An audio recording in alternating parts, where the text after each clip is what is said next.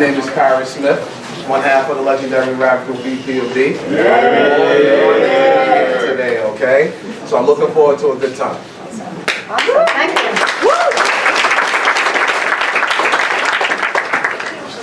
Well, thank you all for coming here today. I'm Mona Ramanetti. I am a science librarian here, but I'm also the chair of the Stony Brook University Libraries Equity, Inclusion, and Diversity Committee. And last Wednesday, the Stony Brook campus kicked off its Black History Month with a terrific opening ceremony.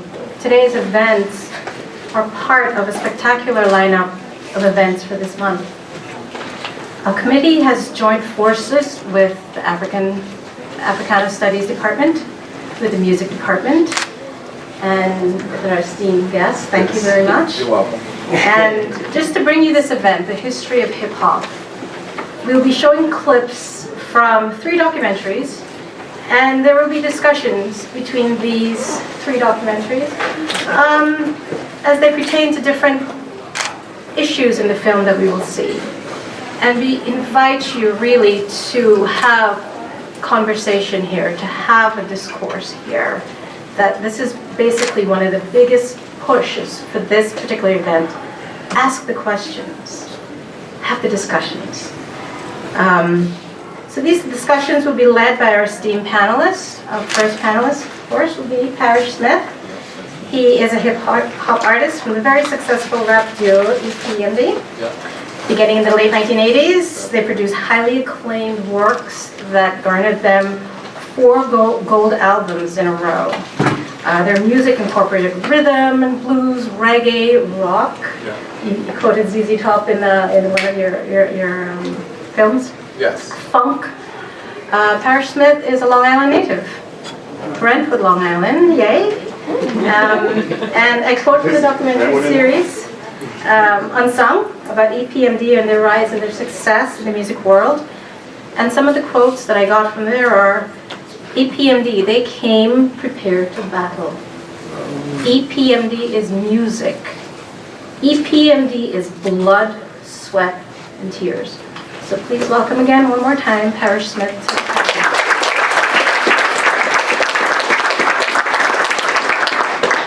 Our next panelist is Dr. Zebulon Miletsky. He's an assistant professor of Africana Studies here at Stony Brook University.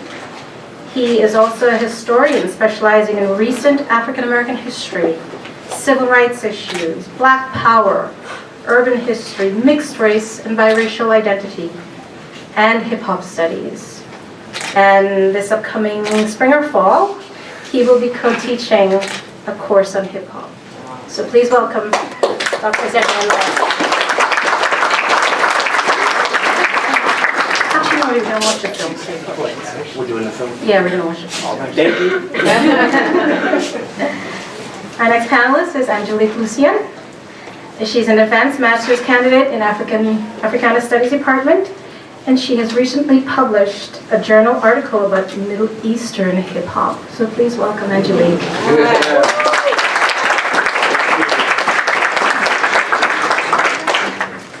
And our last panelist, certainly not least, is David Matt Brownlee. Matt is a 5th-year PhD student in the Department of Music History and Theory. He teaches multiple courses in the history of popular music at Stony Brook University and also at John Jay College of Criminal Justice. In 2015, he created the music department's first course dedicated to the studying of hip-hop and continues to look forward to it every summer. So please welcome Matt Brownlee.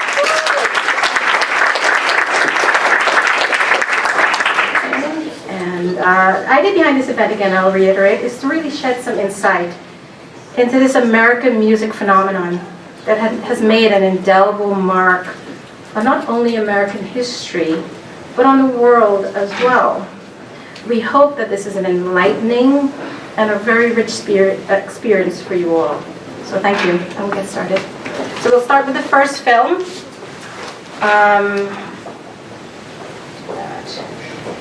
Is it Escape? Switch to the other browser tab. Sorry? Switch to the other browser tab. What is that again? I'm sorry. First browser tab. First part, okay, there we go. Okay, and the first film, Parish, if you want to, if you would like to sit, we'll get another chair. So we're going to actually, you want to sit here now? We're going to start with the film Something for Nothing, and there are 4 clips. So I'll show 4 clips in succession, and then we can get the discussion going. Yes? So let's get moving.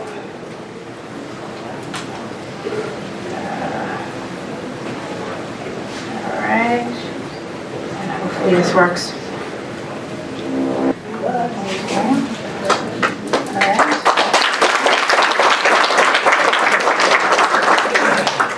We have another clip to go.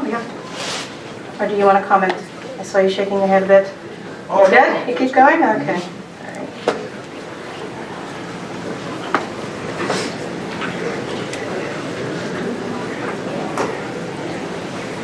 Okay. All right. So we're going to get the discussion started. We have a few more clips, but I think in the interest of time, and we'd like to get the discussion going. So come on up, panelists, and let's get moving.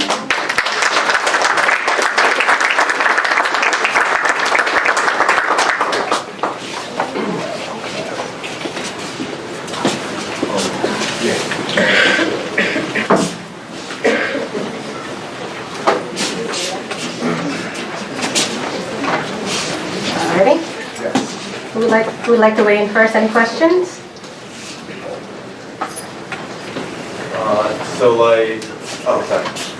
So we saw earlier, this guy was beatboxing. Do you think that like beatboxing is sort of a lost art in terms of hip hop? You really see that, you don't really see that too much often nowadays. I feel, or maybe you do, I don't really know, but I don't feel like you really see that much in music anymore. Do you think it's sort of a lost art, and if so, is that kind of like a bad thing in hip hop, or? No, that's a great question. The question is, do I think that beatboxing is a lost art? And the answer to that is no. What I think is that hip-hop was so far ahead of its time that it's just catching up now. So beatboxing is part of one of the 5 elements of hip-hop. So when you're looking at Dougie Fresh or the Fat Boys or Biz Markie, now you got younger kids, you got Red Bull, that's putting beatbox tours and battles together to go around the world. So that's one of the elements of hip-hop, and I think like in the next years to come, it'll be up there with the MC and the DJ. You're welcome.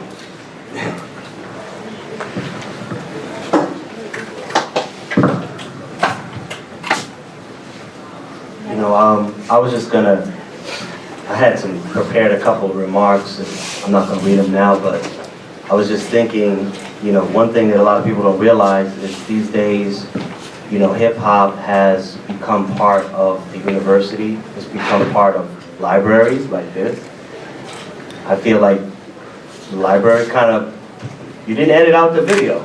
You didn't edit out that video. It was pretty, this is real. This is happening. This is real hip hop being discussed here, so it's real exciting. But one thing a lot of folks don't realize, you have artists, you have MCs, you have people who have been part of those 5 elements that he was just talking about, who are professors now at universities, who are visiting professors. So maybe coming soon to Stony Brook, I don't know. Yeah, you know, that's real. And so I wanted to say I'm real glad to be part of this, and just to be up here with folks who are hip hop royalty. In my mind, it's kind of tight, you know. So I just wanted to say that. Thank you. Nah, that's real cool. We had a question over here. Yeah, so just about each rapper had either sang a verse or talked about the importance of lyricism. Do you feel that in the past 10 years there have been any strongly significant or notable lyricists like the people, I guess, from 2004? That's a great question. The question is, in the past 10 years, do I feel that any lyricist could compare back to the artists of my era? And, you know, there's some that you don't know, but the first that come to mind is Kendrick Lamar is a conscious artist. J. Cole is a conscious hip-hop artist right now. And I'll even go as far as the Hoodie. You know, he's a conscious artist. And you got to keep in mind, for us, when we started hip hop, nobody believed in the art form like you see in the movie, thought it was going to be a fad. Our job was to just keep fighting, making good music, representing hip hop in the right light so it would last and so it wouldn't be a fad. Now all these years later, we're sitting in Stony Brook looking at the uncut, raw, unedited, and that's really hip hop. So if you have any real questions for any of the panels, don't hesitate to raise your hands because this is what we're here for. With hip hop, are there any, is there any, maybe cultural influence at all? Yeah, there's cultural influence from, I have a passport in my pocket right now because we're just getting back into the country.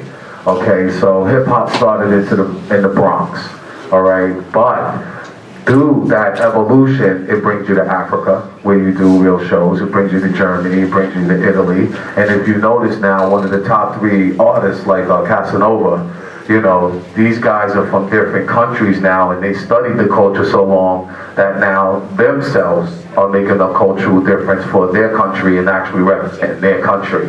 So before, back in the day, hip-hop was just looked at coming from the Mecca of New York or the West Coast or the Midwest, but now it's universal and international. So I think there is an outside influence that represents the terminology, you know, on the street language, or anybody hangs up, they always say one. Well, one's short term for one love. So this is what it is, universal. I think we have another question over there. Hi, I just want to know what was it that inspired you guys when you first started to rap? When I think back, when E.P.M.D first came out, we were all in high school, so it was like, that took a lot of courage to come out, and did you think you would be as successful as you are now back when you first started? That's a great question. Well, hip hop was like a phenomenon where you was an outsider just praying to be a part of. So you can only hear it, unlike now, you have the internet, you have it play all day on radio. But for the peoples from my era, you all know we only got to hear hip hop on Friday for 1 hour and hip hop on Saturday for 1 hour, and then you'd have to wait a whole another week. Now you got Sirius Radio and the whole 9. For me, I've been around hip hop since I was 12 or 13. So I have older brothers and sisters. So I always just had on top of Michael Jackson with the moonwalk coming out. Those were kind of like the same periods. So you just would have this imagination, like what Jamar said. And the minute you thought about a rhyme or making a beat or cutting, you would change your thought process. And then you kind of went into a realm. And either you came up with something or whack, to be straight up, you know. But you knew if you got one opportunity that you would have to represent, or you'd be back home in the hood telling a war story why you didn't make it.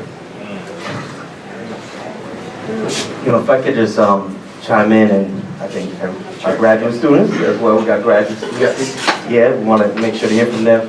Just to the point that, if I may, Parish was making a moment ago, you know, aside from the point that was made in the film, that this really is they made something from nothing, which I think most of us know. But I think what you were speaking to a minute ago, the last question was really important, that little middle period where people weren't sure if hip hop was gonna make it. Yeah, that's it. You know, and I just think like, you know, one track that a lot of times I think people like, I'm a fan of Notorious B.I.G., Who Is It? But you know, he talks about that in one of his songs, you know, the Rappin' Do. Remember Rappin' Do? The ha. A lot of people don't know, like, we never thought that hip hop would take it this far. That was a song. The Rappin' Duke, the Duke was John Wayne, you know, and it was like a corny song. It was like a fake. They were imitating what you all was. It was a big song, big seller. That's right. Yeah, that's what I've read. but you know, but that whole point, you know, a lot of people don't know where that came from, you know. But that song is like the ha ha ha ha ha ha ha. So it's making fun of hip hop in a lot of ways, and I think it's just extraordinary how hip hop broke out of that, you know, mostly thanks to your, you know, what you all did. And I got a lot of more things to say later. Well, to add on to that, that was one of the hardest part of our battles. There's a difference, you know, authentic hip hop, real hip hop from the heart, as opposed to crossover, I'm trying to get paid. And that's why E.P.M.D is one of our biggest singles, was the crossover, which we went gold on, because coming up, again, we had enough problems with people trashing the music and saying it wasn't going to make it. Then when an artist from your genre come out, and no pun intended, but when we're trying to establish the art form and the culture, and we're getting a good look, then you have pop artists that came out and started repping hip hop like Ice Baby. Okay? So now, we're sitting here and we're like, yo, we done did all of this work to represent hip hop. Now you have somebody who's selling 5 times more records than us saying this is hip hop. And that's why we thought it was very important to keep our music authentic. And then we come with a song like Crossover. The rap era's out of control, brother selling their soul, going, gone, another rapper sold. So it wasn't just like 1 or 2 or 3, like the back door was open, and it seemed like when the artist had an opportunity to represent, do you want the $1 million? If you represent, you get the long term, and then you still be sitting here like this 30 years later. Or if you took the $1 million, it was like she said on there, so one hit wonder, and then nobody knows you a year later. Wow, we have a lot of questions. Get started with the young man over here. Yes. Do you think the battle rap is like emerging, it's like retaining popularity? They're even doing like pay-per-view specials or streaming online. Do you think that has a place in like the modern interpretation of hip hop? How do you feel about the battle rap culture specifically? Well, I love the battle rap culture because anything that's representing hip hop under the hip hop umbrella is a real plus. You got to think like some of us are still here, but then some of our colleagues are not here. They paid the ultimate price for the music, okay? But with battle rap, it's kind of like you're not even trying to make a record. You really love the art form that much that you're going to go up against another guy. So, to give you an analogy, it's kind of like boxing in the UFC. Okay, boxing is the ultimate sport, but UFC is still a big up-and-coming sport running parallel to the main event. So, yeah, I'm with the battle rap. Do you have a favorite one in particular? Well, it keeps changing. So every now and then, and it's actually helping the culture because you got the battle rappers, and then you got the people who just benefiting off of battle rap. So in the beginning, you follow all of these guys like Murder Mook and all of these guys, and then when the money comes into play, then you got to realize like what's authentic and what's being done for ratings. Because don't forget, hip hop is still establishing itself. And the beauty of it is like he said, in the beginning, we was fighting for it to be a fad. But then after we had the East Coast, West Coast, and we lost Biggie and Pac, and then it went super pop, we began to put the pieces together. And as we started to do that, we started to realize that a lot of our young fans now are promoters. A lot of our young fans that came to the shows are investors now. A lot of our young fans are teachers in the school. So we didn't need the industry anymore to represent our music. You can land in a show in Vegas like we just did with Belvin DeVoe Saturday. Okay? And then you get there and you realize it's not a promoter. The promoter who brought you in to do the show was actually an E.P.M.D fan. And he was like 17 or 18 when he went to your first show, but he had success in his life. He seen the industry not doing good, so he took the initiative to be a promoter, bring a Run DMC and an E.P.M.D in. So that's why being on the college forum, because some college they have Tupac classes and stuff like that, and it's emerging. All of that is good for the people from my generation that actually put in that work, because and the music that the kids have today with the mumble rapper, they kind of catching a bad rap because they don't have no leadership. Okay, we had leadership. When me and Eric came in, we had Public Enemy, we had the S1Ws, you had a couple, you had Run DMC, you had Will Smith before he went into the movies. So anytime the young guys would get out of line, or Jam Master Jay, they would pull you aside like, look man, quick story, Eric and I, our music, we were blessed to come from Brentwood and have an explosive album, so Run DMC asked us on the tour. We wasn't making too much money on our first ones, so Run DMC let us ride on their bus for free. All stuff that people don't do, alright? So we get in like maybe 10 cities into the tour. Me and Eric was acting up, acting like kids. So they made us ride on the Public Enemy bus.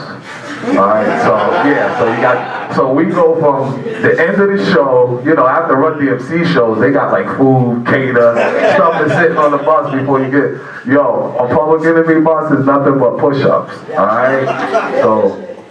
So to make a long story short, this is a good forum because we have hip-hop that was authentic, and then we had the pop quiet where we lost a couple of artists, and then now we have like This Is Real sitting here in Stony Brook where the people really want to know about the original origins of hip-hop, where it comes from, and where it's going. And it's really a matter of the people stepping up now and speaking on behalf of the hip-hop, because the mumble rappers, as you know right now, I don't want to go there, but they're having major problems. You know, our era was basically the old gold and the weed, to be honest with you. Okay, but this era, they got a different drug challenge, and they're in their 20s to 25 years old, but we try to get them to project like, you need to envision yourself, where you gonna be when you're 40, when you're 50. So instead of bashing these guys, we're pulling up trying to give them constructive criticism as opposed to knocking their art. I just want to maybe, to your question about battle rapping, because it sounded like, and this is something I hear a lot, that battle rapping is something that seems to go in and out of style, or this tends to be the thing. And I'll actually kind of link this up with your question about hip-hop's sort of cultural place. And one thing that's really important to remember is that battling, as far as the actual way of using words in that particular thing, is really foundational to not just hip-hop, but a lot of African American folk predecessors to hip hop. It's something that you study things like dancehall toasting in Jamaica. When you study the Dozens as an easy example of this. It's one of these tropes that pops up not just in hip hop, but in a lot of 20th century African American black music making in the United States. So yeah. It's really interesting though to look at it and see how that particular core tenet of the aesthetic manifests itself in different ways. Like, seeing for instance, like in the 1990s and the early 2000s, the way that it's turned into television show, reality show type focus, right? Where like, now you're saying now it's becoming like a foundational part of one artist's thread, But it's important to remember, I think, that particular energy is there from the beginning. And it's a huge, huge part of what connects hip-hop as a genre to a larger lineage of 20th century, really even going back into 19th century African-American music making.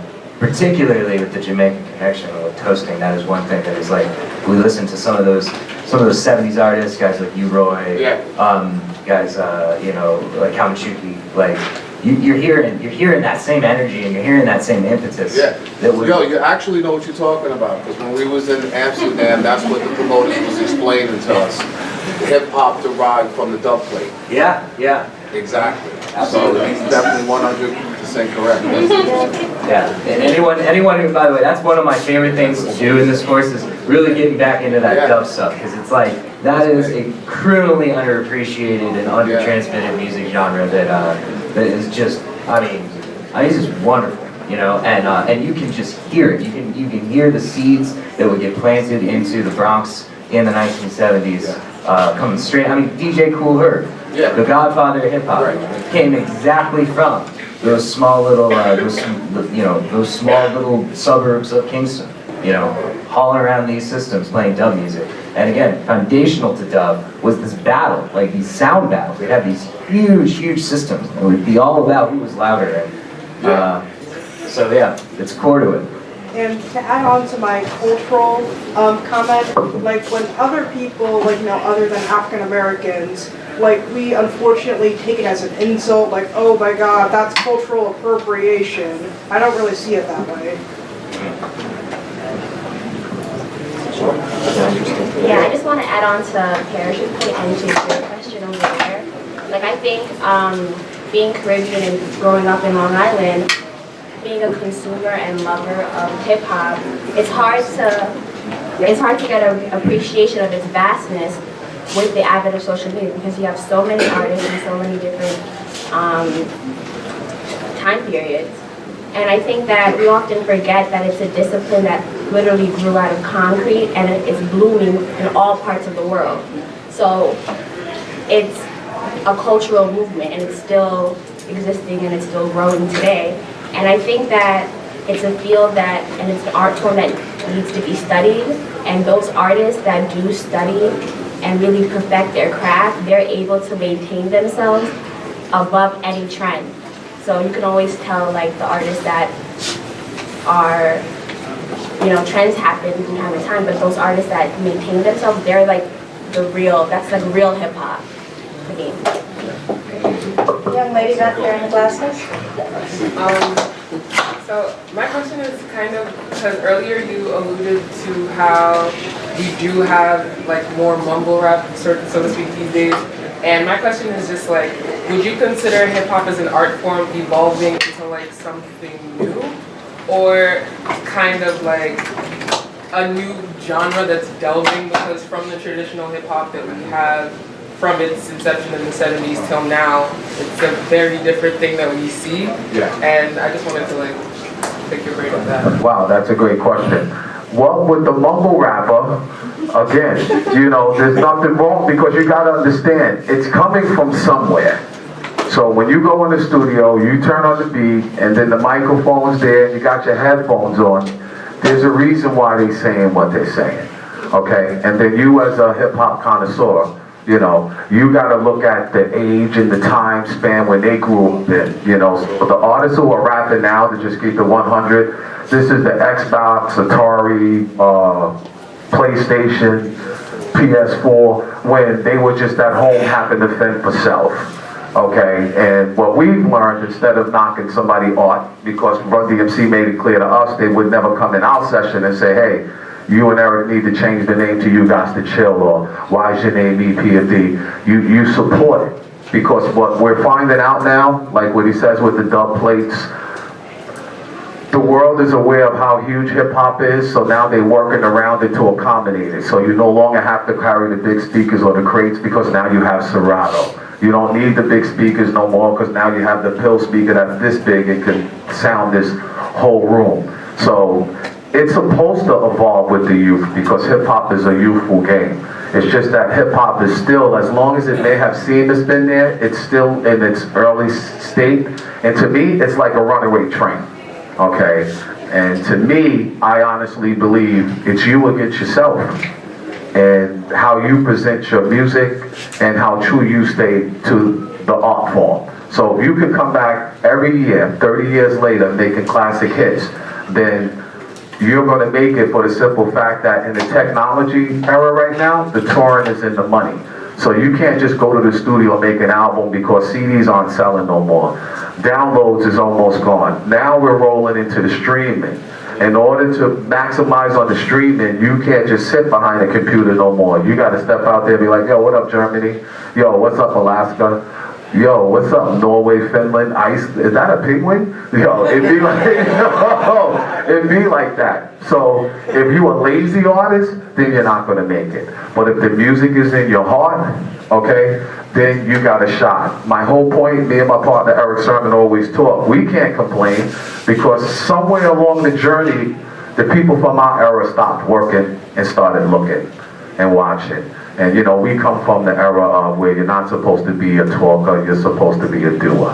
So that's why we're getting back to work doing what we do, but we also support the artists of this generation, because hip-hop as a whole goes back to one love. Don't forget SoundCloud.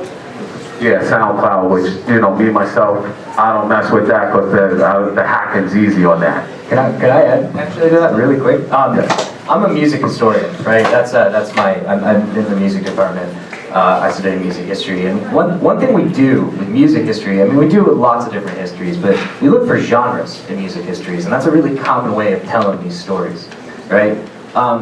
And one of the things I love in studying about hip-hop that I think was embodied in everything that you just said and the question you just asked is that hip-hop is one of these types of music making that shows to us how fundamentally flawed some of our historiographical thinking is when it comes to art, right? Because it isn't a genre that can be easily bounded, even into something that is just music. There are 5 fundamental elements. 2 of them are musical. It's a genre also that the fundamental first moment of hip hop was the, you know, if we kind of ascribe to the Cool Herc Big Bang, was making something old new again, was taking a record, merry-go-round in it, and discovering the latent potential in something that is seemingly frozen, right? So, you know, hip hop really, because it's always interested in that process of making old new, it's one that really defies our ability to even 30 years later look back and say that it was something, that there was a kernel to it, that we can put a bound around it and call it the Baroque period, you know, or, you know, psychedelic rock, and say that there are parameters that are really concretely, you know, definitive of it. So it's one thing that I think it's just like no other music genre forces us to reckon with, you know, and really should make us rethink the way that we think of history of art and music in general. You know, it just occurred to me as you were saying, you know. Robbie, you had a question? Yeah. I'm still a fan of the Sarah Vega turntables and the vinyl. I was thinking about, my own upcoming and hearing about hip hop. I think I'm a little older than you guys, so. But I just wonder what your perspective is. What is your take? I just wonder what your take is on the bravado, if you will, for lack of a better term, especially when it comes to battling and so on and so forth, but the bravado aspect of hip hop and what that means and why it emerged the way it did. Well, I'm one of the ones who do the business and the work side on top of being an artist. And what it looks like to me, hip hop was minding this business and they got kidnapped to keep it whatever which way. Now, what's happening is, again, the people who love this strong art form is starting to do their homework to support it.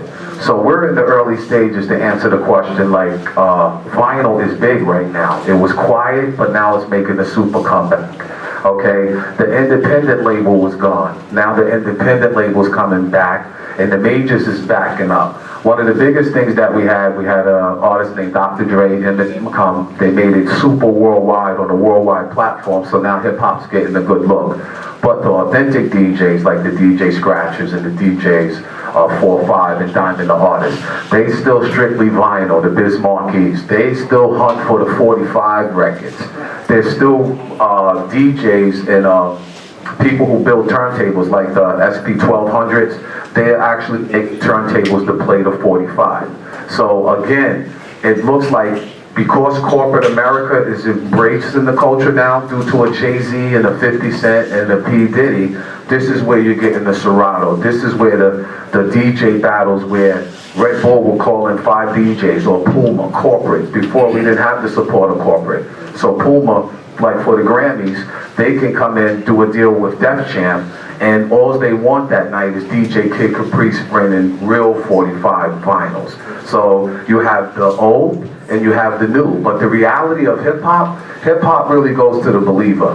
What you believe in your mind is what you can actually bring to reality. I think moreover my question is more about the, I grew up in an era where, there was battling going on, between DJs and MCs, and a lot of the lyrics were very, even before battling, a lot of the lyrics were very, very, very bravado. It's like bragging about what, about what they had and what they didn't. So I'm wondering if you could speak to, the cultural, back to your point about the cultural, the drivings and the, like the socioeconomic status of people who started hip hop. There's no question, where right? those coming from. Yeah. Well, at a time you didn't hear for a while because in the minds of the check writers it wasn't lucrative.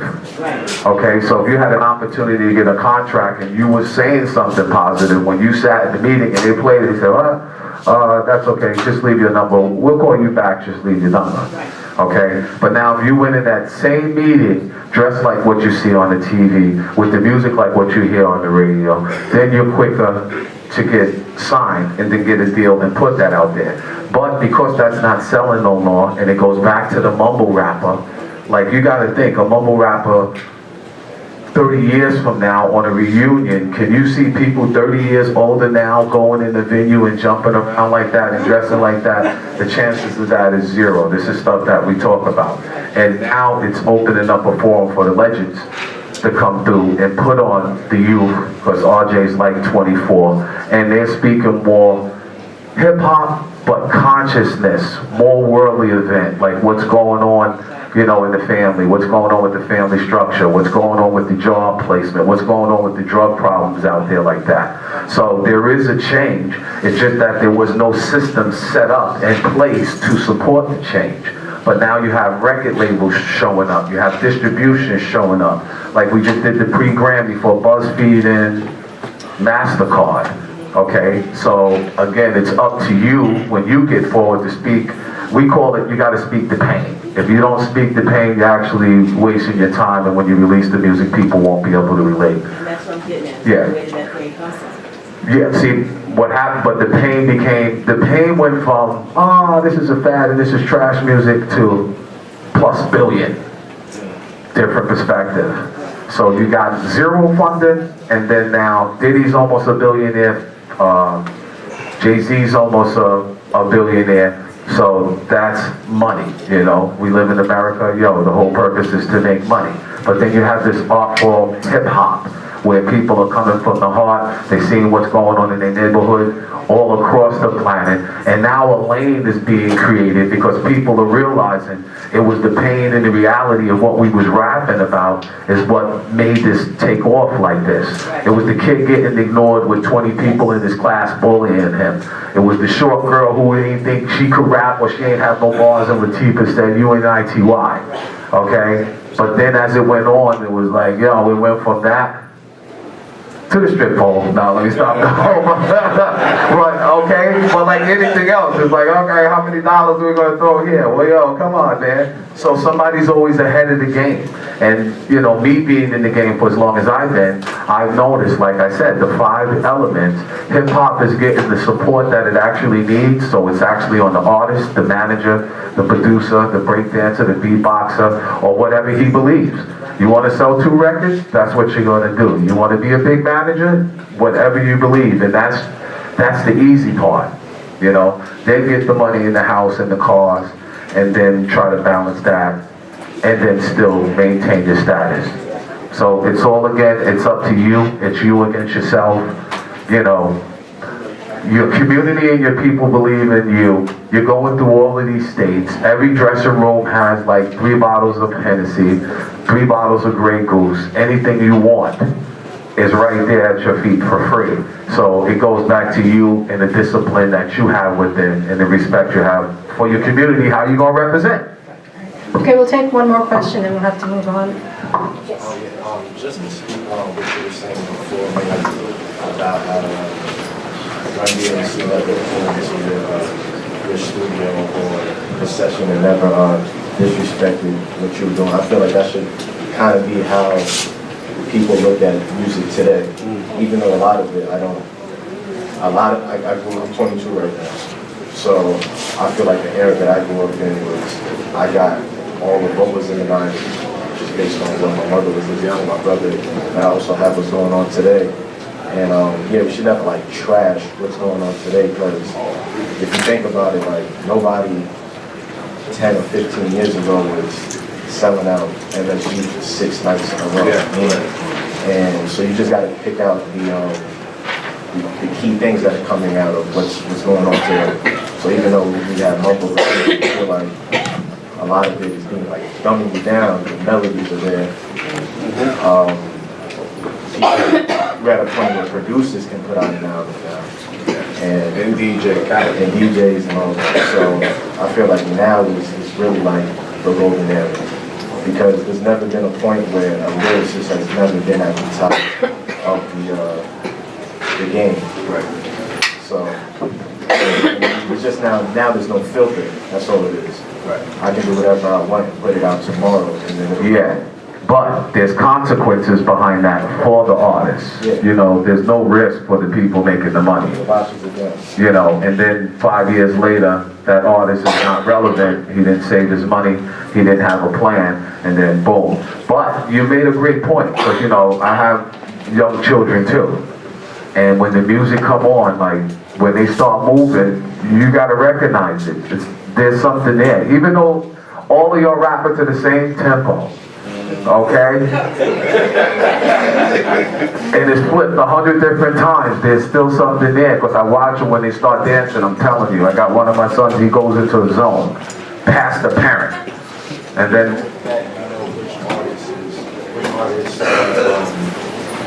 you know which ones are just coming from quick come up, and the other ones that is maybe 10 years from now. So you can look at them and say, on this music that we're making,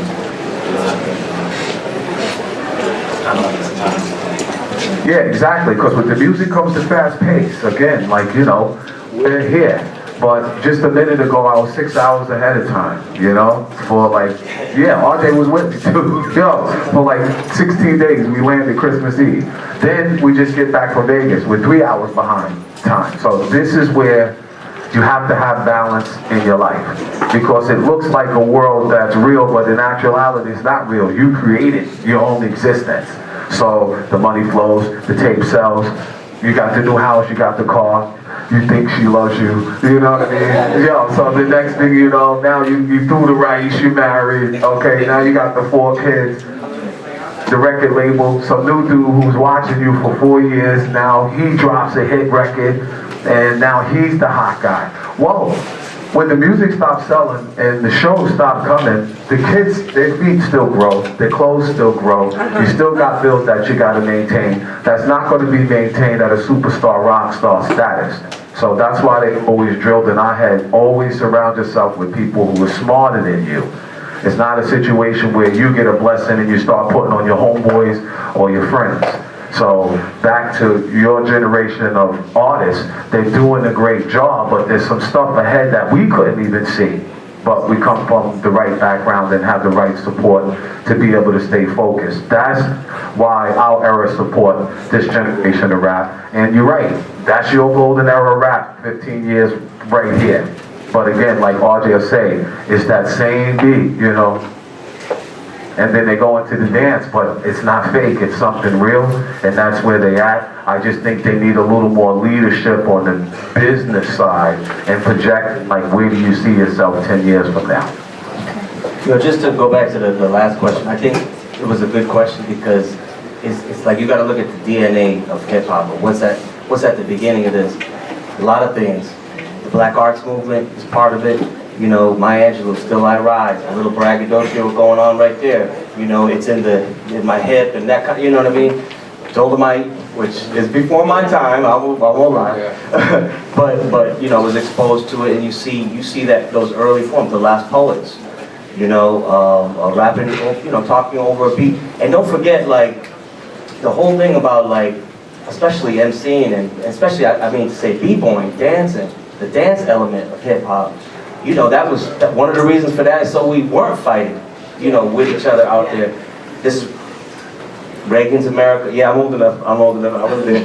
I was young. I was little, but yeah, Reagan's America. What was happening back then? That's why one of the reasons hip hop started in the South Bronx. South Bronx was left for dead. You know, I mean, Reagan goes to speak there on his first campaign, I believe, and you know, it's like a war. It looked like a war zone. You know. So the ingenuity to know to plug into the light socket or to the public, you know, the lights. They used to do it out in the park, you know, and to get the electricity. That's crazy. That's crazy. So poverty is the mother of invention. But I think that's always been at the heart of hip hop. If I understood what you were saying correctly, that respect, you know, the part of it is like, so we don't fight. We're going to use this art form, battle rap that we were talking about. The Black Arts Movement is critical. Sonia Sanchez, a bunch of folks like that. I think all of that's in there. Yeah, there were even these literal parties at that time, you know, with, you know, that resulted from truces between warring factions and gangs in the Bronx, you know. And it was at these little parties that these sorts of styles, especially B-boying, really took off.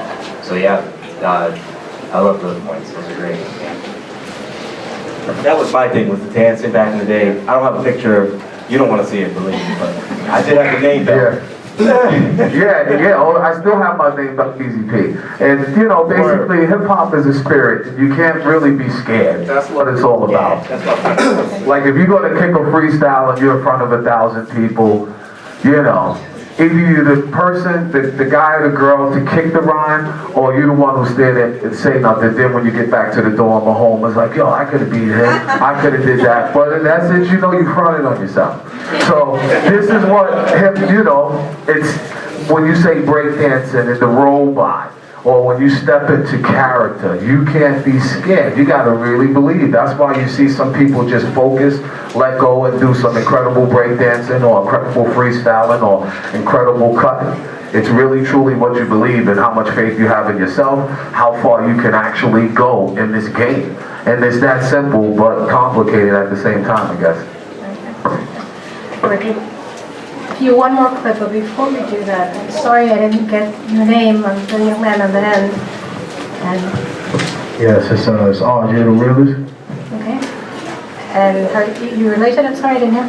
Yeah, I'm an artist under E.P.M.D, man, and you know, just this past year, you know, we put out this Business Mentality album, which I'm on 8 of the tracks. You know, we also have a joint mixtape, Calm Before the Storm, that came out in October. You know, we just came from a tour this December. We was overseas, you know, France, London, Sweden, Germany. So, you know, we got a lot of dope projects out here at that fifth, all over, you know what I mean? So, I just wanted to, I didn't get a chance to answer any of the questions.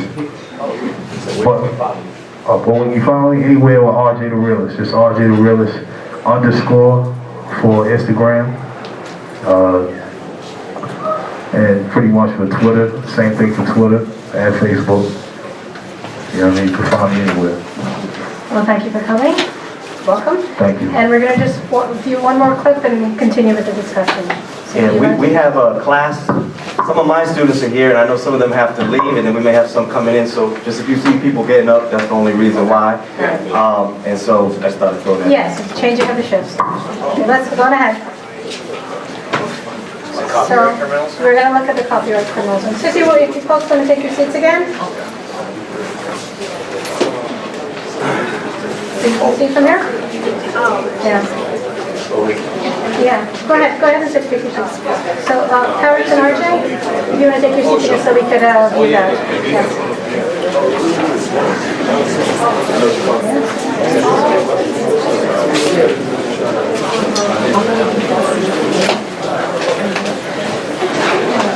Okay, there we go.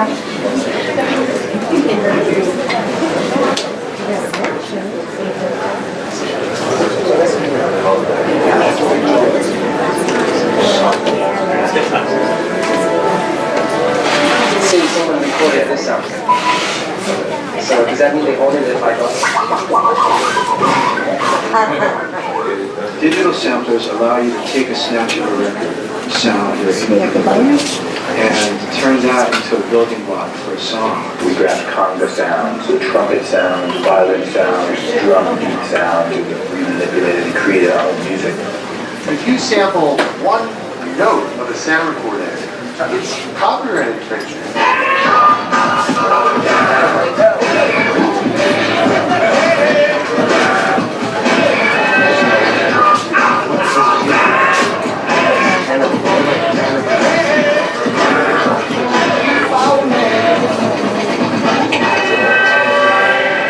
Just have a record that's made up of everybody else's records and not pay them for it. You pay for guitar, you pay for piano, you pay for anything else that you make a song with. By ignoring the rules, they came up with a whole new way of thinking about music. It's actually taking sounds and meshing them together and putting them all in time to come up with something totally different. At the end of the day, the court said, not only is this copyright infringement, but we see criminal prosecution. We never anticipated, like, getting someone to pay for James Brown going. And that's it. I didn't even know what sampling was, and I didn't know anything They're sampling your drums. We live in a remix culture now, and the laws have to change to be able to help that culture do what it has to do.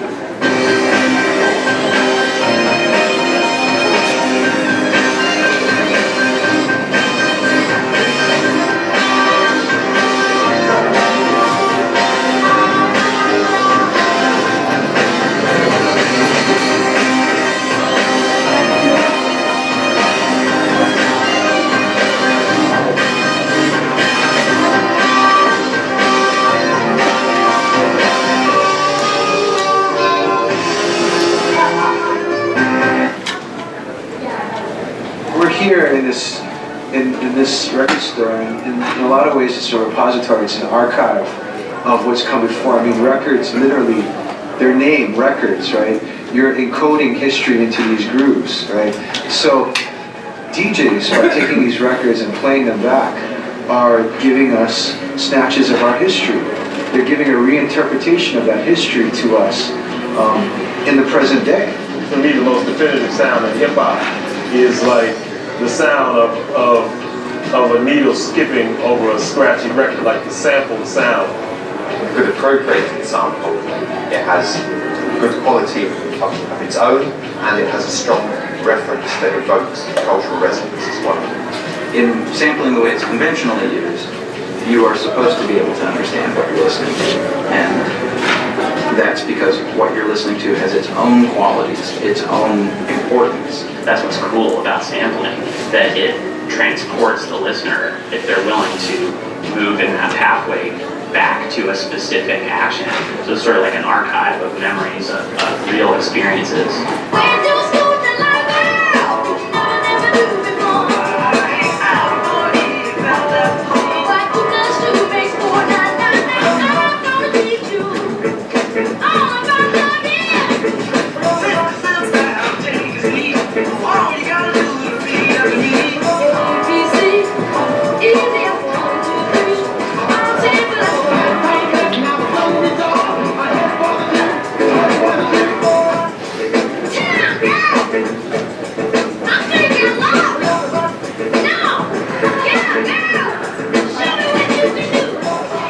Layers of archaeology, audio archaeology that are happening, and you can dig down to find out where your actual thing originated.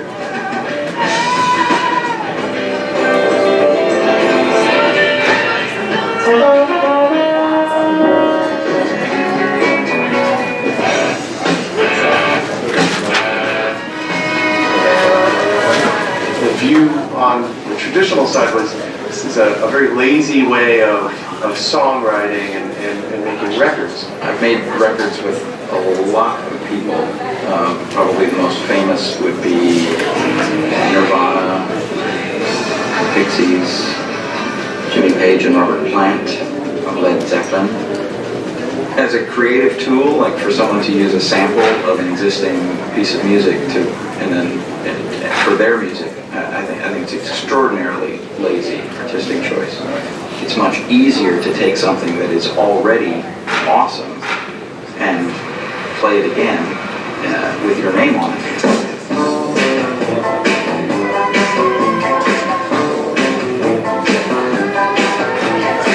It's sort of like a bad dance move or something like that. You think that people doing it should be embarrassed for behaving this way, you know, or you think that people doing it should be self-aware enough to understand that what they're doing is cheap and easy, and everyone else can tell that it's cheap and easy.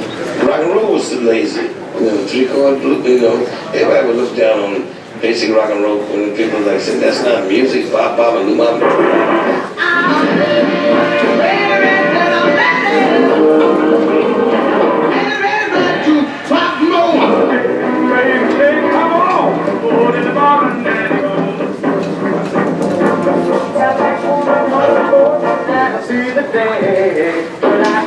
The argument that a sampler is no different from any other instrument is absurd.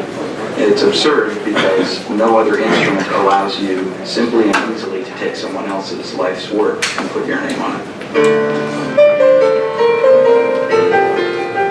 Perhaps it's a little easier to take a piece of music than it is to learn how to play guitar or something. True, just like it's probably easier to snap a picture with that camera than it is to actually paint a picture. But what the photographer is to the painter is what the modern producer and DJ and computer musician is to the instrumentalist.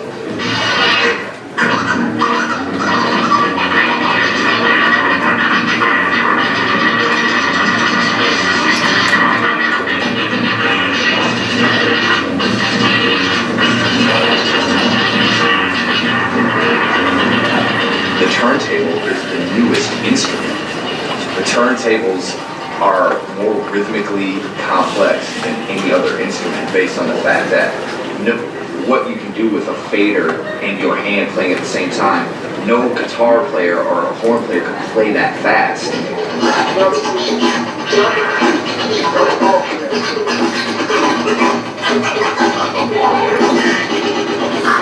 Okay, so this is like how the record would sound normally.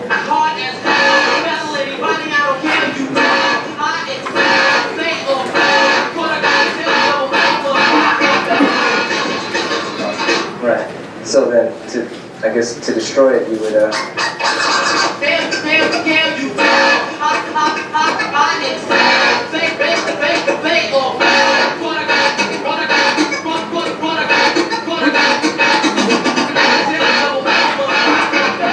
Basically, when I'm sampling, I have all these artists. They're in my band.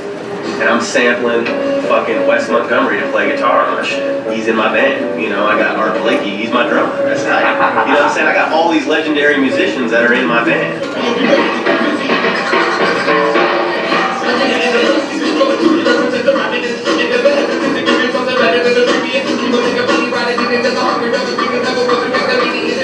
People who are suing or don't understand what's so great about sample-based music really need to like see it happen over the course of a year. It's not, you don't just go to a store, grab one record, put it down, sample it, bang it out, and that's it. You know, like there's a process.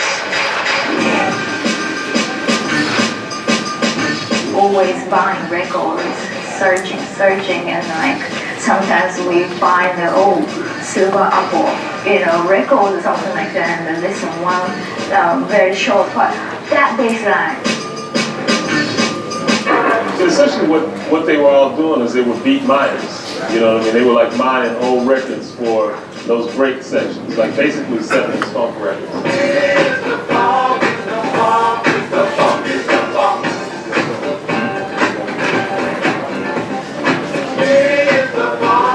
George Clinton is a major funk icon. He's the maverick. He's the person that through Parliament and Funkadelic and his own works later on created a lot of the foundation for what hip-hop has become.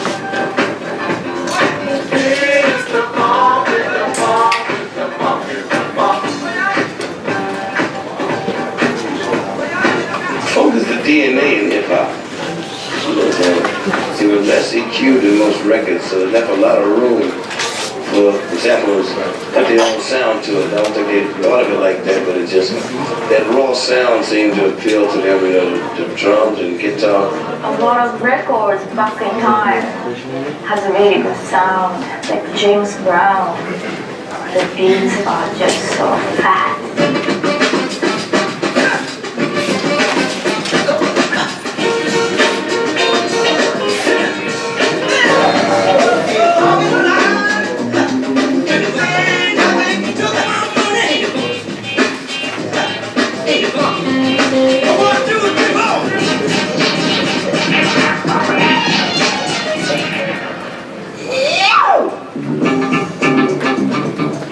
James Brown's music was so useful, I think, to a lot of hip-hop heads because Clyde Stubblefield's the epitome of the funk.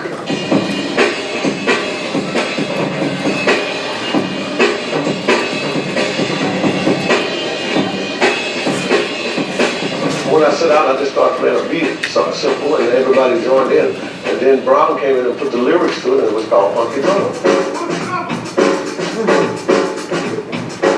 Next thing I know, all the rap artists was using the sampling. I went, okay, why didn't they choose something else like Cold Sweat, I got the feeling or something, you know, but they chose that. So.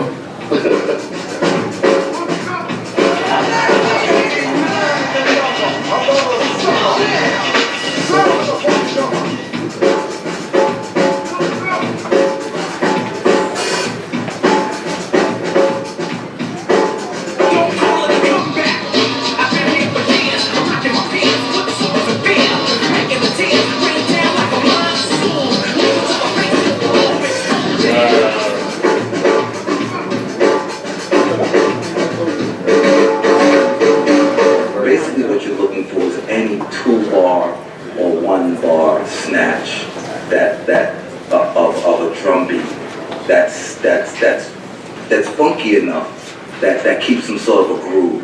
So that could be anywhere. So you're looking for breaks from any record, you know, whether it's Sly Stone, Herman Kelly and Life, you know, whether it's something that's in a Kool and the Gang record. As long as it was 2 bars, it was just enough for a DJ to catch it and slow.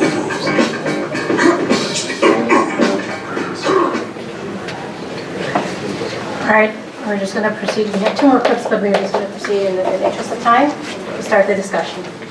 Come on back. Come on back.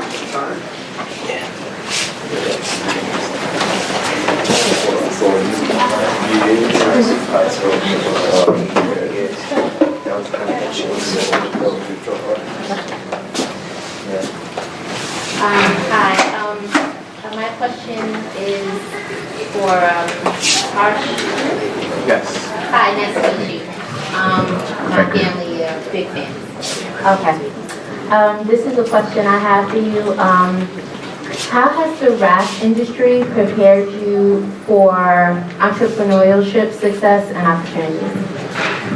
Wow, that's a great question. How has rap prepared me for entrepreneur? Again, it's an open forum for what you believe. And what you believe is going to happen. So if you come in and you do 1 record and you got to smash it, and then that's it for you, then you're over, okay? So let's say if you get a hit record and you got to go 30 states. If you get caught up in anything in those 30 states, you don't get to come back and do another album. But with me, I stayed focused and understood it early with E.P.M.D as my thing, Your Customer, then You Got to Chill. Then once we dropped Strictly Business, the album, I was amongst my peers like Big Daddy Kane, Slick Rick, Run DMC, Dougie Fresh and them. But I also felt like I just had more too. So that's when I reached back and put K Solo on, okay? And then when we had the success of K Solo, then I reached back and put Redman on. So for the entrepreneurial, I could have stood there and just been a hip-hop artist or an MC or a producer. But because of the business mentality, like my solo project that I have out now, both my parents are from Brooklyn. My father's from Marcy Projects, my mother's from Bed-Stuy. So I gave up 13 years of football, and I was going to Southern Connecticut State University, and I had to convince my parents that, yeah, I'm gonna put this on hold because I'm about to be down with hip hop. So I kind of had to convince them, okay? And with that, the success of E.P.M.D and the Run DMC tour was good, but then I seen a business opportunity to put other artists that I like on that maybe the majors wouldn't have gave a shot.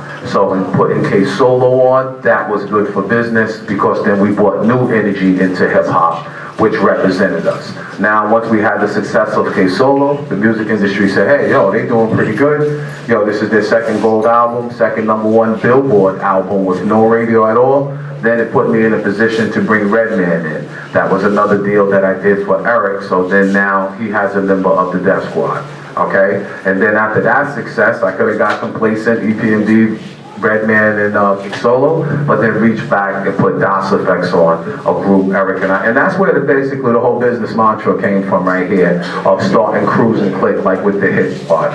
And it was a matter of if you wanted to be a dope MC with big chains and dope cars running around like a rap star, or if you wanted to build a business of longevity where you didn't have to speak about yourself, but you put on artists that sold 3 times, because DOS Effects went 2 times platinum. and then they went around and represented us. And then outside of that, then it gave you an opportunity to get involved with real estate in event that the music slowed up. So from an entrepreneurial, it's always there, whether you wanted to be a producer or an MC or actually a manager or actually put artists on. I did all the above. So I would have A, B, C, and D, and kind of like E, F, and G, you know? I was wondering, I would love to ask Angelique a question, especially coming off of this clip, which there's a huge debate that has really been present since the beginning of the recorded hip-hop era in the US about property and copyright and who's owning this music that is getting transformed and getting sampled. And as someone who studies, has done deep study in hip-hop in the Middle East and other areas, I'm wondering if you could speak to if there is saying, if there's the same sort of contention, on that level. Because I feel like in the United States especially, and in the United States music industry, recorded music, the debate of whether or not it's property or not, and whose property it is, really dominates a lot of legal discussions. But I'm wondering, do you see a lot of that in your study in overseas hip-hop? Well, I think that intellectual property is really important, and it is an important aspect of Middle Eastern hip-hop because of the themes that we see in the music, which is a lot of resistance, a lot of identity, and a lot of rebellion against the system. So we can see a lot of influences from NWA and Public Enemy, and then even now with this new group from Egypt called the Arabian Nights, they sampled off of Lauryn Hill's Rebel. And I think that it is an important issue, and it is a point of contention, I would say, but not as much as it is in the United States. I think it's because in the Middle East they recognize that hip-hop originated, in the Bronx in New York. So there's a recognition, which I think is really important. But here's one small thing that I want to point out in that.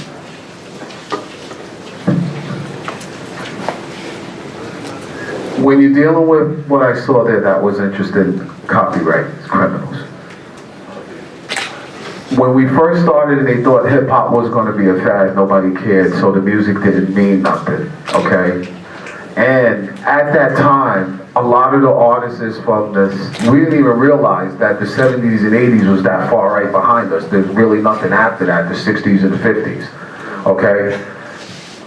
So with that being said, when we was making this music in the early part of hip hop, when it was calling it trash, the original publishers and the original people who owned their masters owned it. So when you was dealing, E.P.M.D is the most sampled group in hip hop history. So we started sampling companies, like that's the reason why they exist, because they couldn't keep up with us. But the problem happened when it became lucrative. So what would happen is if this person owned this and they were struggling in life, somebody would show up and say, hey, yo, I know that's a big record. I'll give you $50,000 for that if you sell me that. And then a person in a tight situation with no money, they'll sell it and give the $50,000. And then now they're back over here. And then sometimes the people who buy the new music aren't even into music, so it becomes a business. The true question is if the artist didn't pick up that old record that was sitting there doing nothing, that nobody wouldn't have recognized, would it be getting the recognition that it is getting to even have an argument? And if there is an argument, when you do come to the table to negotiate, do good business, because sometimes the situation in those cases is all or nothing, and then the song goes back to sitting on the shelf collecting dust. So I just wanted to point that out. There's a difference between when the artist owned the music and you was dealing with them direct, than when businesses bought the music. Then it was like something that an artist would have charged you $1,000 for to use. Now that the business corporate owned it, they'd be like, oh yeah, you want to use that? That's going to cost you 10 grand. So you just leave the song alone, and then that's a hit that's never made. How you doing, Brother Parish and Pamela? All right. I want to go to a point that Dr. Leslie brought up a little earlier about hip-hop and education. And I didn't know even Lloyd Jamar's story about like how he started out, like listening to you all and understanding like there's a process to this. how do you all feel about having more artists, I say from the 80s and the 90s, becoming like professors or teaching this kind of stuff in elementary school or high school or middle school, just so people can understand, like, this is this is an original art form. But we, like I said, it's been, I would use the word bastardized in a way that it really has to give them respect to the fact that it came from nothing, but now it's multi-billion type of industry. So how do you all feel about bringing that into, this is everybody, especially Parish, but how do you feel about the hip-hop infused in the education system? Well, for us who's been fighting since the late 80s, it's the best thing that could ever happen. Because before, behind the scenes, in the shadows where you couldn't see, it was always like hostage negotiation just to take a step forward. But now that hip-hop is universal and international, that was the whole point. To spread the love, for it to get in the educational system, and then now it's on a whole nother level and just limited to the streets where you've seen what happened with Biggie Pop. The chance that the whole purpose of why hip hop existed would have got lost on some is jungle rap music that don't make sense, starts a lot of violence where people get hurt when that's far from the truth. So the answer to the question, to have professors, to be having Tupac classes and for it to be on this level, then you kind of feel like you did your job, and at the same point you're active, still moving around, having fun. So for the people of my era, they owe it to themselves to see how far hip hop came. Yeah, if I could just, before we move on to something else, you know, it's a lot like what you were saying about the industry itself. You know, here you have an original art form, one of America's few original art forms, you know, and everybody wants something from it, you know. It like what you all did for Roger Troutman, that, you know, that reinvigorated, you know, their career for that time. And the G-Funk era that comes after that and everything. And Tupac with Roger Troutman and California Love. That's right. Exactly. But well, just to speak to that point that Dr. Watson is making, you know, it's the same thing is happening. I hate to report, but in some cases, you know, you have universities who are kind of like, I won't say exploiting hip hop, but they are using hip hop to draw students. They use with classes. There's hip hop archives, which is dope. I mean, like Cornell has a hip hop archive at the library, like where we are now. Harvard has a big hip hop archive. And so I think, like anything in the industry, you got some people who are doing right by their students. Because if you are talking about hip hop and offering hip hop classes and hip hop minors and hip hop archives, but then a black student trying to cross campus at night has to show their ID every 5 minutes and all that stuff and is locked out, you know. I mean, that's happening. Or they're not graduating. You know what I'm saying? They come, this is an unfortunate fact, part of this sort of hip hop in the academy moment, but some of those kids are not graduating. The rates of graduation are not high enough.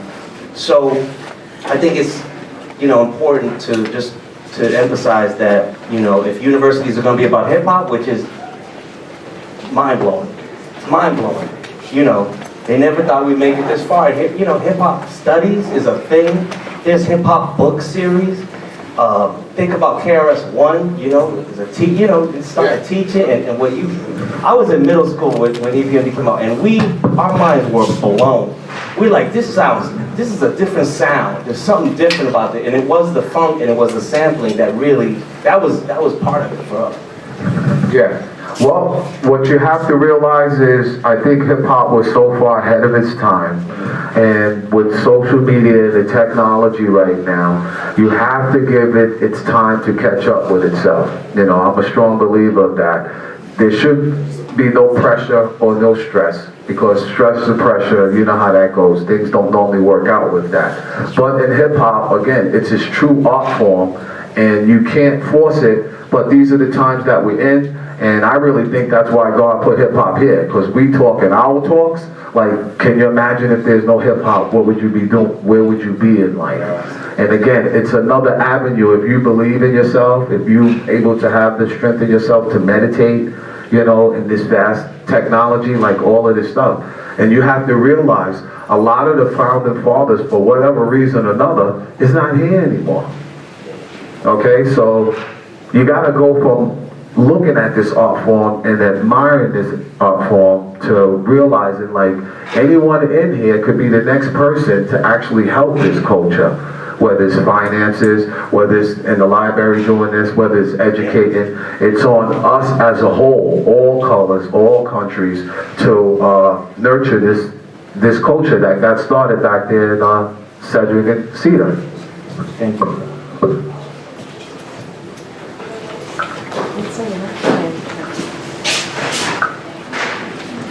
So my question is, I know I heard you earlier talking about the mumble rappers and them having a lack of guidance and the guidance you all received. So have you and your peers thought about doing a mashup? Because there was a story that you told with your rap, and a lot of the other rappers knew their life and the things they went through, and now it's a whole lot of different stuff. And like I asked my son if he ever heard of E.P.M.D. He's like, no, and he asked me last week if I knew who Wu-Tang Clan was. So I think that would be a great way to introduce the younger people who only hear the people, and stuff like that to, I don't want to offend anybody and say real rap, but real lyrics, to introduce them to that by adding the things that you guys rapped about on the stuff that they hear now. Have any one of you or any of your peers thought about doing that? Yeah, basically that's why RJ, who's 24, it's basically the same thing we did with Redman and Dosimex back there in the 90s. In 2018, you have to bring an artist that's from where they from, that speaks the way they speak, that can relate to what he's saying, but he's kind of connected to the legends in the boom bap, so he gets the best of both worlds. Because what I found, nobody responds well when they feel you're talking down to them, okay? But the music speaks for itself, so a lot of the old E.P.M.D. classic tracks, they say leave them the same, but then open up 16 bars to put a new artist in between there. The whole point is to open up dialogue so there's communication with their generation and our generation as a whole, so the culture can move forward. And again, it doesn't matter. It's like there's so many hip-hop historians out there that want to preserve this culture, because I think the big problem is that people don't understand how free it is. So they stand on the outside in amazement as opposed to like really getting focused, and then 5 years from now you can't even believe where you could possibly be.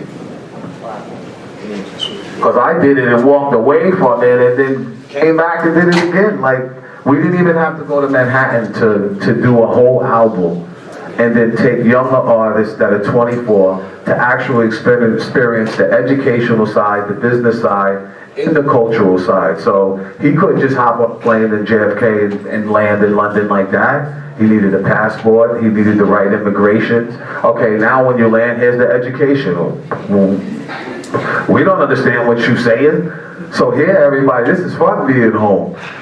Go to another place where they don't speak and you start getting hungry and you don't have euros on you, okay? And then you work to get all of these euros in Europe, and then you're in London and they're like, yo, we don't use those, we use pounds.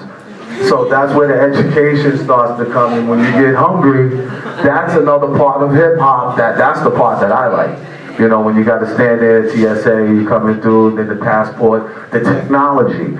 You just look at the thing now and it takes a picture of you when you're coming through the passport. You don't even have, the only time you stop at the agency is just to hand them that. So hip hop is not just about the music and the business side, it's the educational side, to be able to go to all of these countries, all of these states, communicate with people from India, Africa, Alaska, anything that you can imagine, you actually see out there in every different time zone. What's more fun than that? And you get paid. So I'm curious, as members of academia and members of the rap and R&B community, when you're evaluating the people who come out with their music and everything, how do you determine the greatness of what they're coming out with? Like, what are the top qualities that you look for as somebody who's been around the community for so long, or as somebody studying it, or who's coming up?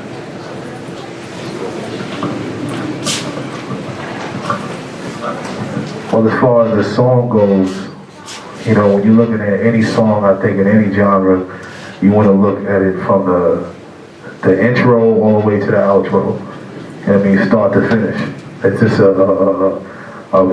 mixed, well thought out, project, or is it something that you just did, yesterday in someone's basement? Like, and don't get me wrong, those basement tracks are good, but like in order for it to know, in order for you to figure out whether or not this is a hit song or this is an artist that's gonna last, he gotta have material that hands down from start to finish, you can it's already the same energy. And not just with you, it's always good to, at least have a room like this of people, or maybe 10 people, or maybe 5 people that you don't know, and show the song off. And if everyone's feeling it, everywhere you go, then that's a hit song. But it goes from hook to verse to hook to verse. And it's either 16 bars or 12 bars. You know what I mean? Some people start with the verse and then break into the hook. You know what I mean? And everybody has their own strategy, but you gotta, quality-wise is extremely important. That's why we do what we did, this album, this mentality, and even my individual tracks that I have, upcoming album, we have to get it mixed and mastered, twice and thoroughly. You know what I mean? Because there's so many different sounds and so many different pitches and electronics that go into making a hit record. You know what I mean? So I think that's how you tell, just start to finish. No doubt. I would just say, I guess speaking from the so-called historian, studies, hip-hop studies thing, I think it needs to be emphasized, as I believe has been mentioned already. First of all, a lot of this music goes back to a time before the internet, before social media. You heard a song or you heard a lyric, and maybe you didn't know exactly what you were hearing, but you're learning something. There's a lot of us who came up, I guess Gen X, or whatever generation you want to call it. We got our education from hip-hop. I mean, there was a lot of 5%ers in hip-hop back then. I didn't know what a 5%er was yet, but I heard that, they're talking about knowledge of self, they're talking about, an Afro-Asiatic black man, and, something's got you thinking, you don't know what you're hearing.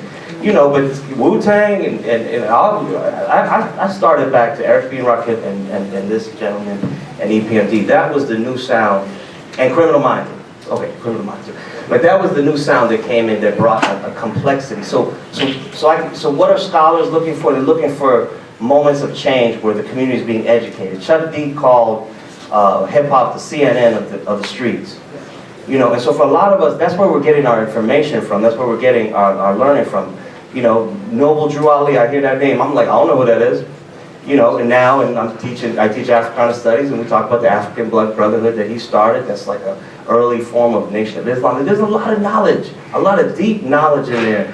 Notorious B.I.G. is talking about basically the flood of drugs in the street. B.I.G. P.O.P.P.A. No info for the DEA. Like, what makes him say that? Right? That's a powerful response, is it not, bro? I mean, that's a powerful response, an intellectually thought out response from the streets, the gutter, where supposedly nothing good is happening, and we're not learning anything, and we don't have anything. We're responding, and now we find out what, and retroactively, that there was a war on drugs that was illegal, that was underhanded, that was being flooded on the streets, that kids like Notorious B.I.G. I'm trying to sell some stuff out here to feed my daughter, he said.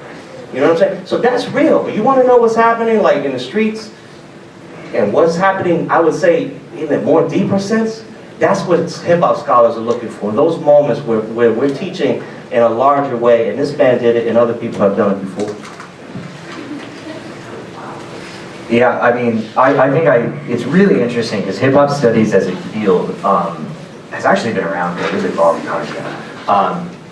And there's lots of different ways that scholars approach this genre and popular music more generally. And it's awesome to sit here because, like, I think we're both read in different sectors of this. Like, to speak, to speak more explicitly, like musically, for instance.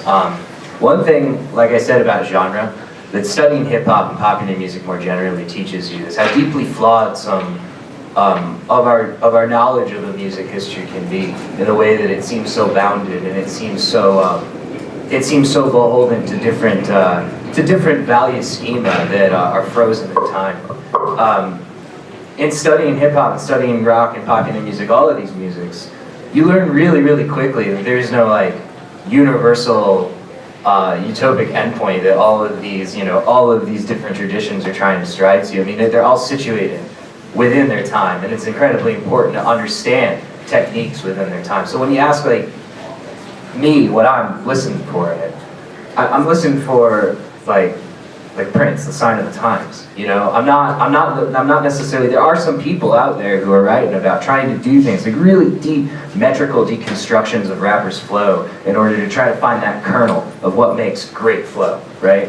And they're super interesting to read. I mean, some of these, I sign them all the time just because I think they're interesting. But there's also something deeply lacking in that approach, I find.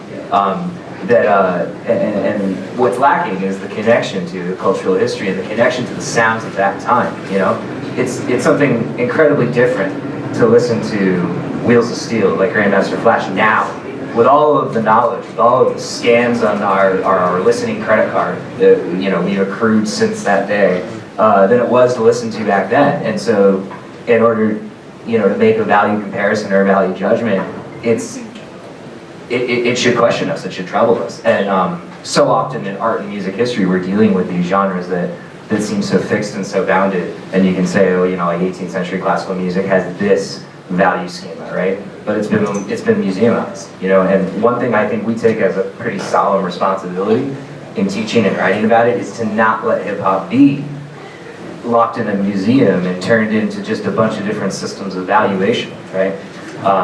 So that's something I always try to stress in my conversations about the genre.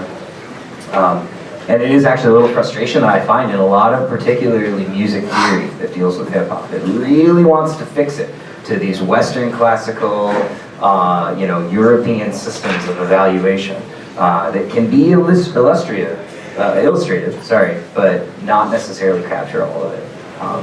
So yeah, sorry. Yeah. And that could get you in trouble. No. Yeah. That's it right here.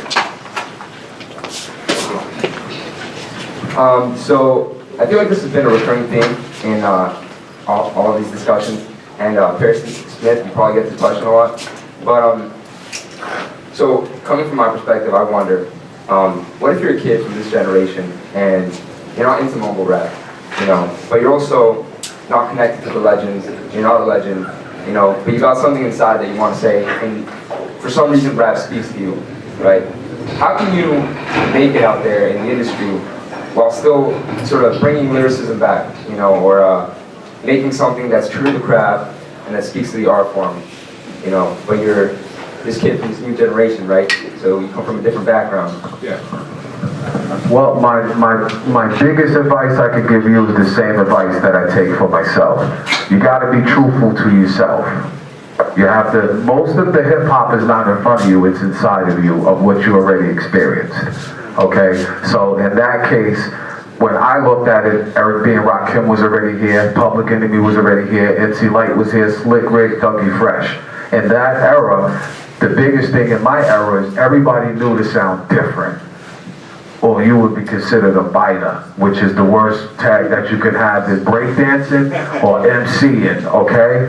But now in this generation, again, the rules have changed dramatically. But there's so much room for truth in a time where the world is in so much pain. Okay, so you got so many kids that are your age that don't speak to their parents, that don't speak to their teacher, but you drop a CD that has the effect like Eminem's Stand, okay, or Tupac's Dear Mama, the pain. And the scary part that you can never get caught with is just letting the thought run by. Like if me and E let You Got to Chill run by, or E.P.M.D, then I wouldn't be sitting here with the mic. But if you believe something and it's on you like that, then you owe it to yourself to keep it authentic, raw, and straight up. And not just for one album, we got about 20 LPs, to stand the time. Because you don't want to do a dope album, go out there, see the whole planet, come home, now your career's over, and a kid who was studying you comes behind you and then does 5 albums. Kind of like, what's his name? Aaron Hall from God and R. Kelly. Okay, so Aaron Hall was the nasty man. He was the OG. R. Kelly just had to sit in the back chill. And then next thing you know, I Believe I Can Fly. And then look at the difference between how far his music was able to go than how Guy. So I could tell by the way you stood up and held your mic what time it was. And if you really feel it like that, then you're supposed to be truthful to yourself and go. And with all the technology around you, that's what it is, man. Because that's the biggest distraction. Me and he always said, yo, man, we're going to do this song. What? Come on, man, there's Run DMC, E.P.M.D. What makes y'all think y'all could? And then you're sitting there looking at Run DMC like, wow, if we would have listened to our friend. We did a song called, on our second album, It Wasn't Me, It Was the Fame. And it was us explaining to our friends why we can't be their friends no more. Because we listened to the voice in our heads and we activated the rhymes. Okay, the employees of the year, we're back to work. We took time off while the rappers got jerked due to the fact they whacking their tracks, had to go back in stacks because they lacked the ingredients. E.P.M.D. and scratch for that. That was just us there viewing the state of hip hop. And when we popped the garage and pulled out the F-150 Ferrari, how was we gonna look amongst the rest of them? You know, because I got kids too. So the new Cars movie that came out, you know, Cars. What was the point? There's always a point. Even though he was the fast one, Lightning McQueen. It's 2018, they got nitrous, they got new guys on the track, so maybe your run is done. Maybe you should be a trainer, and then you can bring in the champion to pick up where you left off. That's what it's all about. Times always change, and you should follow your thought if you really believe it, even if your people telling you you can't do it. All right, we'll take one more question.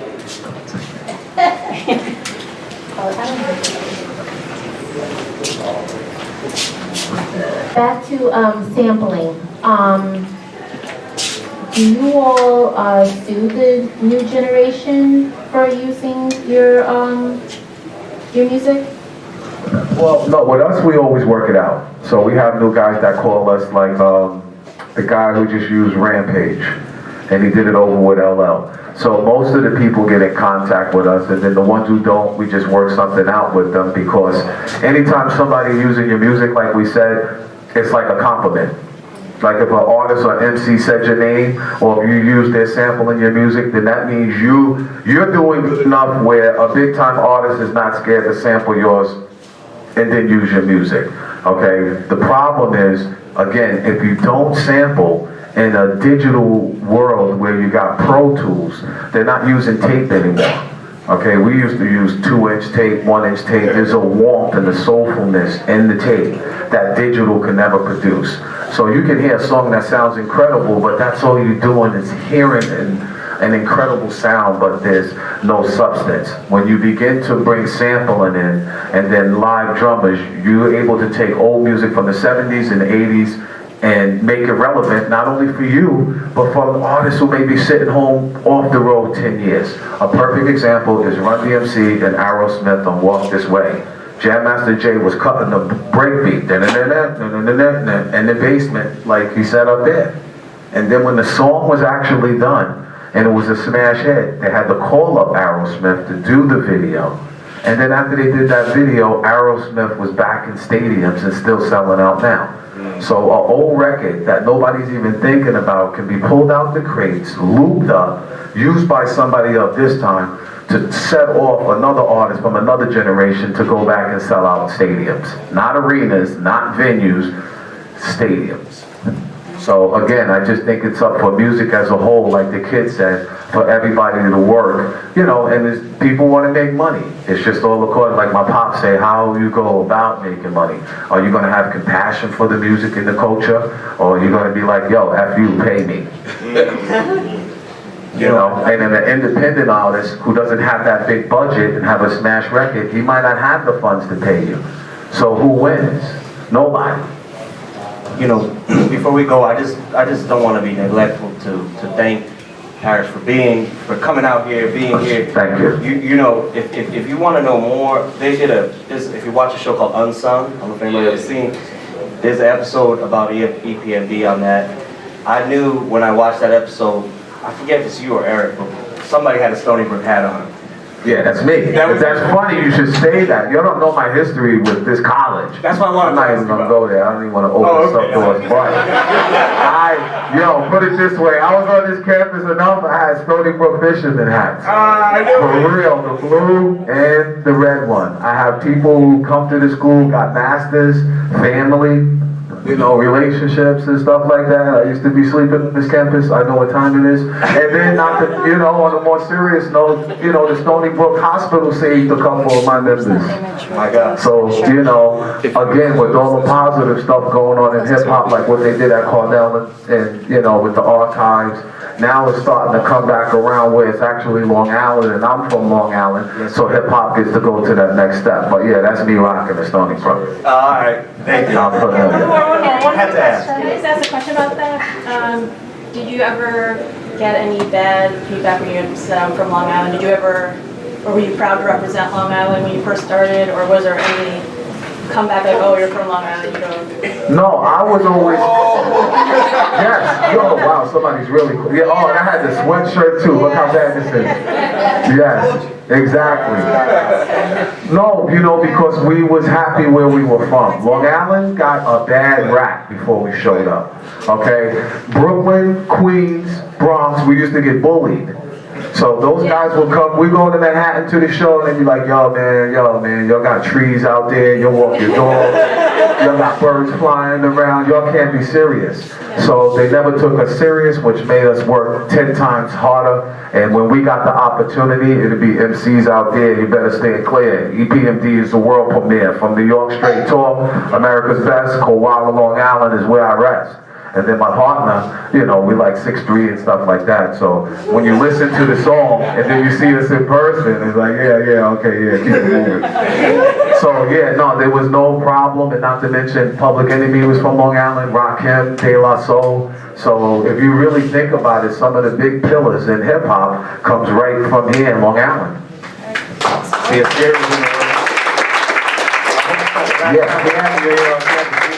Yeah, definitely.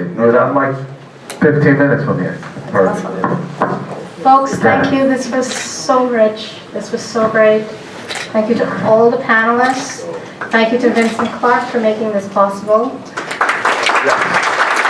Mr. Clark. Okay. I'm just happy for hip hop, the interest, and what it really means, because there's so many people who really believe, like the Tupac, like I have personal relationships with these guys, and there's so many people that from back there that had it in their heart for hip hop to arrive like this, but never actually got to live to see the day like this, where it's not just on us no more. The universe is embracing us, some for positive and some for negative, but this is a great start. And I do agree with that. As I was putting all these clips together and organizing this, as you were all doing it, this is an evolution. I remember when the Sugar Hill Gang came out, the Sugar Hill AS, and it was so different from anything else. And I never thought it would catch on because it was so different. And we sit here today, we stand here today, and the evolution is tremendous. It is far-reaching. It is worthy. It was worthy in the beginning, but the recognition wasn't there. But now the recognition is picking up speed. And for you to come here, and for all of you to just weigh in on what is happening in this evolution, is fantastic. It's a step in the right direction, and I hope you keep going with it. Yeah, I love it because, again, it was just us out there. So, it's a whole other level to this. So when it was just us out there, how do you transform from hip-hop and what we actually do, and then when you got to deal with the real world, so to speak, it's hard to, wear both hats. But then when you look at the evolution 2018, and then you see like the seriousness of really looking into it, there's people to speak on behalf of the culture, whereas there's people in the culture that try to speak on behalf of it and they just don't get a fair one. But when you got a professor that walks in there and got the tie on, oh man, hold on, this guy knows what he's talking about. Or when, the music teacher, you can't just run past that, because when you listen, and that's the whole key to success, learn to listen to learn. Because people who care about you will point you in the right direction, but it's hard to listen if you're talking. This is some of the stuff that we learned. Like, this was the whole point. Not for hip-hop to get lost in the business and become a fad, but to give it to the people and then make sure from an artist standpoint of view, from a business standpoint of view, from a fan standpoint of view, we took something from nothing. And it's okay that it makes $1 billion for other people and stuff like that, but it's more important for the architects to be healthy, you know, sound mind, like right there at 12 o'clock speaking to the people, like, you know, like this, as opposed to sick or dead and didn't even get the benefit from the art form that they sacrificed for. That's all. You know, we should also thank Mona for putting this. Yes, yes.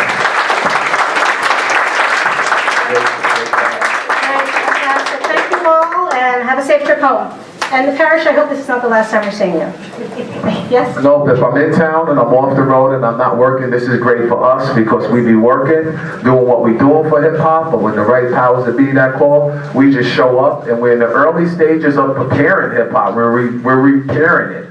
So basically, the real culture got left for dead, but now you got distribution companies, you got corporate companies, you got all this type of support to rebuild the independent label, which supports the independent artists, and that's where we at right now. So I appreciate everybody coming down, showing your love for hip hop. You know what I mean? I got the new album out, Business Mentality. Big shout out to my man Eric Sermon, and anything Stony Brook, as you see. I still connected. I got ties up in here. But anyway, yo, feel free to reach out and I'll be here. Thank you for your time.